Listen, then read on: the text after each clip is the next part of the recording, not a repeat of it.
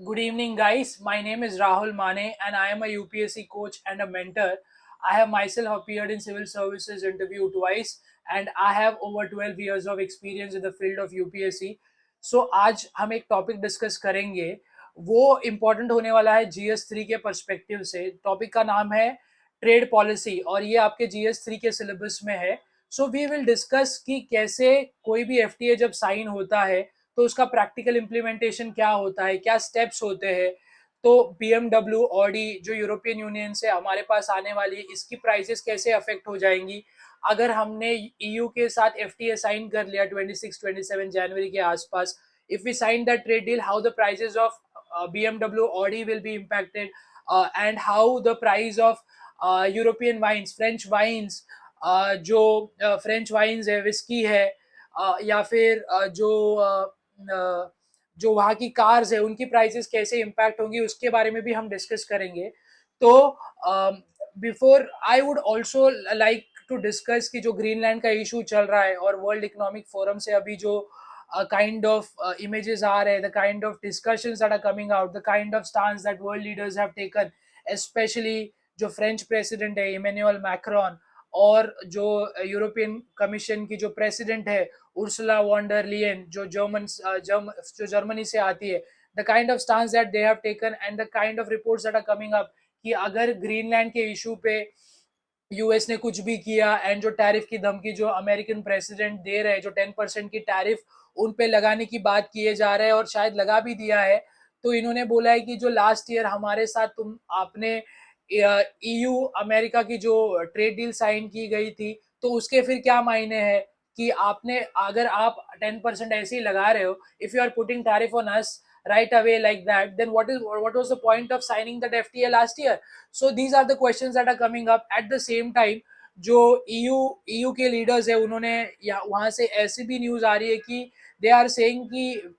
The American treasury of 10 to 12 billion that we are having, we can sell that treasury bonds and this will increase the yields for US. जो US treasury को हम बेच देंगे ऐसा वो बोल रहे हैं, और इससे क्या होगा, जो यील्ड्स होंगे, जो बॉन्ड यील्ड्स होंगे यूएस में, वो बढ़ सकते हैं। सी इसका नुकसान यूरोप को भी उठाना पड़ सकता है, because if they start selling then bond prices will go down, the yields will go up, because of which the American government will have to borrow at higher interest rate. But at the same time, if the entire European Union starts selling the bonds amounting to 10-12 trillion dollars, Denmark के pension fund ने तो already बोल दिया कि we are going to sell our American bonds as we no longer trust American leadership. तो अगर पूरा European union ये करने लगे, तो जो बॉन्ड मार्केट होगा वो बॉन्ड मार्केट कोलैप्स हो सकता है, bond prices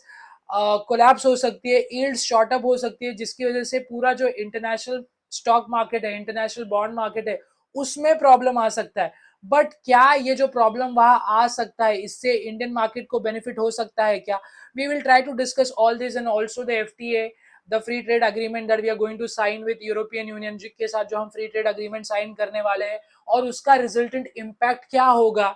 Audi BMW cars के प्राइसेस पे, और जो अमेरिकन और जो यूरोपियन वाइन विस्की है उसका प्राइसेस कैसे इम्पैक्ट हो सकता है, इसका प्रैक्टिकल इम्प्लीमेंटेशन कैसे होता है, इसको वन स्टेप आगे जाके डिस्कस करने की कोशिश करेंगे। तो बेसिकली ये जो ग्रीनलैंड के इशू में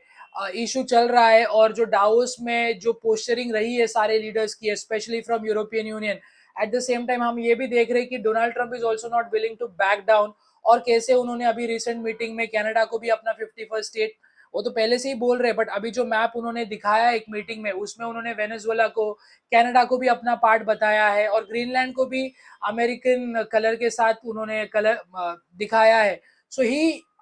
it seems ki he is not willing to back down, but at the same time we have seen ki European leaders have also shown spine. European leaders are also not taking it lying down. They are saying that we might start selling American bonds. तो इसका जो impact होने वाला है वो काफी devastating भी हो सकता है, और इंडिया के केस में अगर देखो तो क्या पता this can be a silver lining also for us. We will see how. अगर इंडिया ने EU के साथ FTA साइन कर लिया, 26-27 जनवरी की डेट बोली जा रही है न्यूज में कि by that time we can sign the mother of all trade deals. इसको mother of all trade deals भी बोला जा रहा है, क्योंकि हमारी जो ट्रेड रिलेशन है वो काफी ज्यादा है, $100 बिलियन के ऊपर हमारा ट्रेड होता है। तो अगर जो यूएस हमारे ऊपर टैरिफ लगा, जो यूएस ने हमारे पर टैरिफ लगे हैं, and if EU comes in and we had a trade deal जिसकी वजह से हमारा जो लेदर प्रोडक्ट्स, गारमेंट्स जो काफी लेबर इंटेंसिव होते हैं, और जो एक्सपोर्ट्स हमारे यूएस जाते हैं, जो कि शायद अभी टैरिफ के बाद थोड़ा डिफिकल्टी फेस कर रहे हैं वहां जाने से, और अगर ईयू ने अपना मार्केट खोल दिया इंडिया के लिए for these particular sectors, then India can definitely benefit. But at the same time जो यूरोपियन यूनियन बोल रहा है कि हमको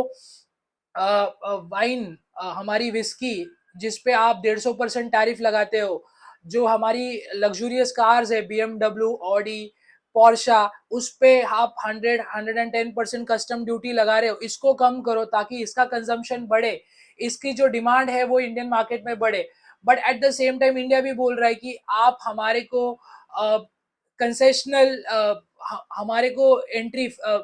रिलेटिवली इजियर एंट्री दो हमारे लेदर गुड्स को, हमारे गारमेंट्स को, हमारे जो लोग हैं जो वहां आके मेडिकल इंडस्ट्री में काम करना चाहते हैं, आईटी इंडस्ट्री में जो काम करना चाहते हैं, उनके लिए इजी बनाओ, मूवमेंट ऑफ पीपल इजी बनाओ। तो हमारे साइड से ये डिमांड रखी जा रही है। तो देखना पड़ेगा कि कैसे ये फाइनल जो डील साइन करते हैं, ये सारी चीजों में कैसे we come to terms, because पिछले 20 सालों से we are trying to we are trying to forge FTA, but वो अभी तक हो नहीं पाया है। तो देखना पड़ेगा कि अभी जो थ्रेट आ रहा है अमेरिका से, not just to India, because India पे भी तो टैरिफ लग ही चुके हैं, इंडिया पे टैरिफ तो उन्होंने लगा दिए, but also to European Union अभी उन्होंने 10% टैरिफ की धमकी दी है, और प्रोबेबली इम्प्लीमेंट भी किए जाएंगे, और इम्प्लीमेंट भी हो जाएंगे। और अभी जो ग्रीनलैंड लेने की बात कर रहे हैं, तो यूरोपियन यूनियन को भी चाहिए कि वो इंडिया के साथ ट्रेड डील साइन करे, और इंडिया को भी चाहिए कि ईयू के साथ ट्रेड डील साइन करे। तो अगर हमने ये ट्रेड डील साइन कर ली 26-27 के आसपास, जनवरी के आसपास अगर ये साइन कर ली, तो क्या ऐसा हो सकता है क्या कि जो बॉन्ड्स, जो अमेरिकन बॉन्ड्स यूरोपियन यूनियन बेचेगा, वो जो पैसा उनका उनके पास आएगा, वो पैसा क्या वो इंडिया में लगा सकते हैं, और वहां से क्या Indian stock market can it run, can it fly? You never know, कि कुछ भी हो सकता है इंटरनेशनल इकोनॉमी में, इंटरनेशनल पॉलिटिक्स में कुछ भी हो सकता है। There is a famous saying इन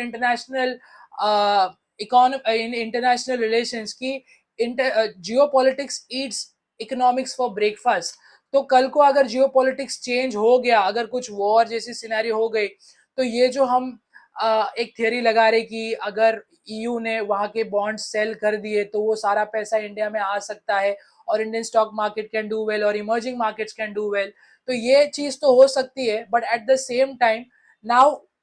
ये भी देखना पड़ेगा कि जो इंडिया ईयू एफटीए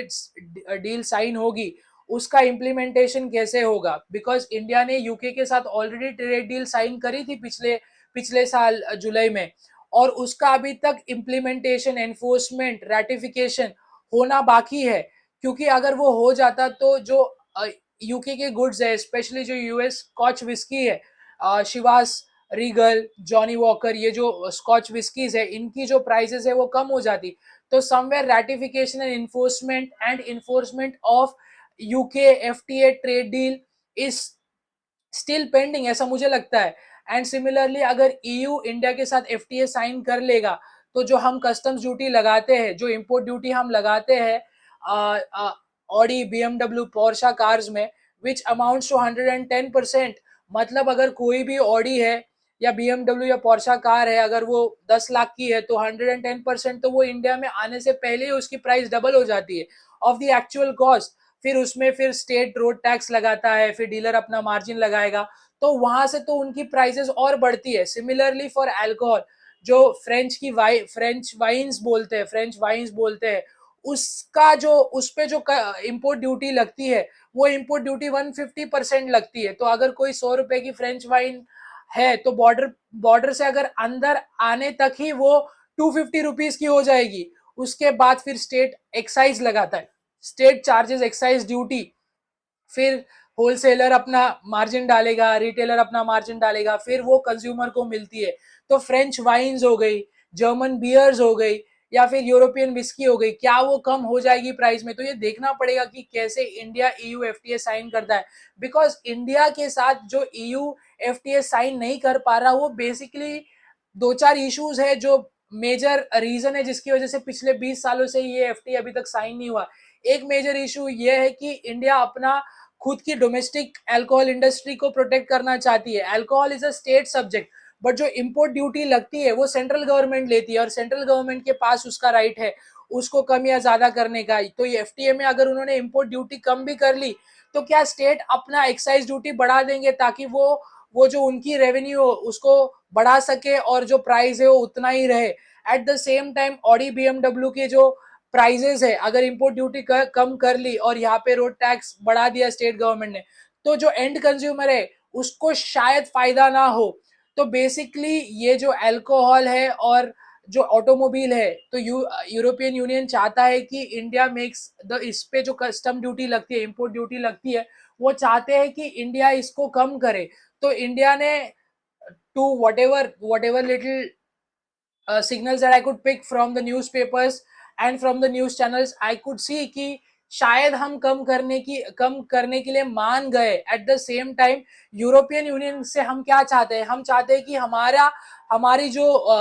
हमारी जो डिग्रीज है उसको वहां पे रिकॉग्निशन मिले। अगर कोई यहाँ का medical professional, health care professional जाके वहां काम करे तो उसमें प्रॉब्लम ना आए। यहाँ की जो आईटी इंडस्ट्री है वहां पे ऑफ साइट के लिए अगर किसी को भेजना चाहती है तो उसमें वीजा प्रॉब्लम्स ना क्रिएट करे यूरोपियन यूनियन। तो India also has some issues and they want European Union to address that issues as well. तो प्रोबेबली जो सिग्नल्स आ रहे हैं और जो commerce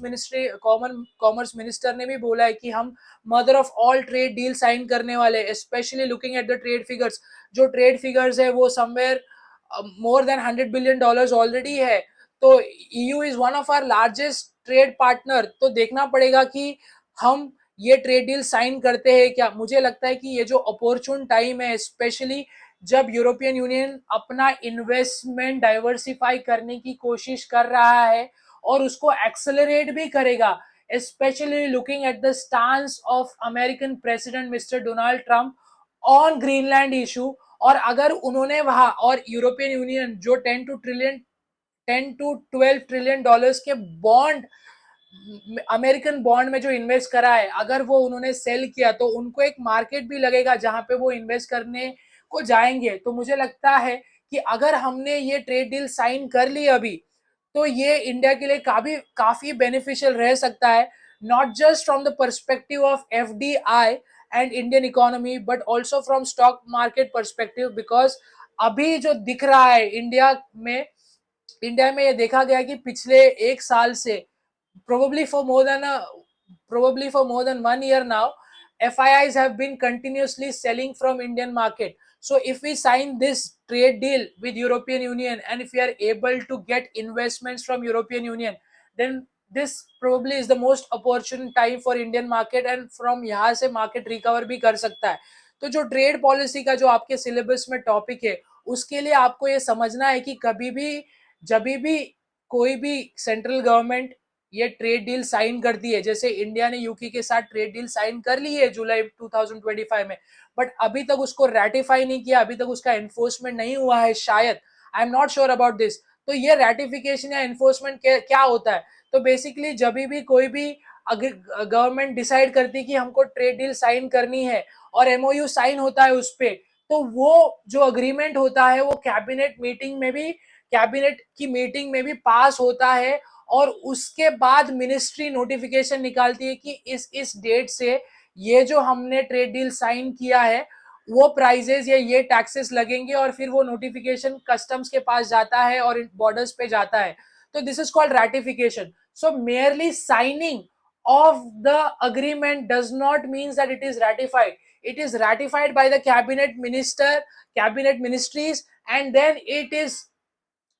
is notified by the ministers. यहाँ पे पार्लियामेंट को साइन करने की जरूरत नहीं है, पार्लियामेंट में वो लॉ पास करने की जरूरत नहीं है। I am talking from the Indian perspective. Unless customs में या टैक्सेशन में कुछ चेंज हो रहा है तब तक पार्लियामेंट को पास करने की जरूरत नहीं है, कैबिनेट मिनिस्ट्री उसको रेटिफाई करती है और फिर उसकी इन्फोर्समेंट की डेट फिर वो पर्टिकुलर मिनिस्ट्री निकालती है जिससे ये रिलेटेड है। तो आई होप आपको ये जो India EU FTA trade deal है इसके बारे में जो नुएंसेस है, specially when it comes to whiskies and automobiles and जो हमारे सर्विस रिलेटेड जो इम्पोर्ट है, जो सर्विस रिलेटेड एक्सपोर्ट है, सर्विस प्रोफेशनल रिलेटेड जो प्रॉब्लम है इंडिया को, उसका इशू आपको समझ आया होगा। आपको ये समझ भी आया होगा कि कैसे ग्रीनलैंड के इशू की वजह से यूरोपियन यूनियन अमेरिकन बॉन्ड्स को बेच सकता है, जिसका पॉजिटिव इम्पैक्ट इंडिया पे आ सकता है, provided we are able to sign the FTA on time and we are able to get investment from European Union by having particular clause कि इतना इन्वेस्टमेंट आपको करना पड़ेगा। जो हमने लास्ट ईयर जो यूरोपियन फ्री ट्रेड अग्रीमेंट जो इनके साथ नॉर्वे, आइसलैंड, लिस्टिनस्टेन जो कंट्री है, छोटी सी कंट्री है, I am not pronouncing it correctly, but there is one more country, we had signed this agreement with 4 of those nations and we had asked for $100 billion worth of investment for the next I think 5 to 10 years। तो अगर ऐसा clause हम India EU FTA के deal में डाले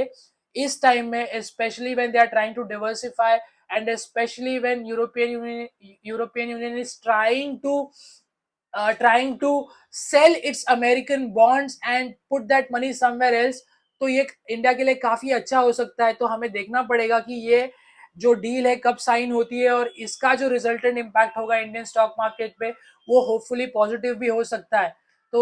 ये जो मैंने एक्सप्लेन करने की कोशिश करी है आपको, I hope you have understood this point. in case you have any doubt you can put down in the comment below। also if you like the video you can if you like it you can like and subscribe my channel। thank you for watching and thank you for your time।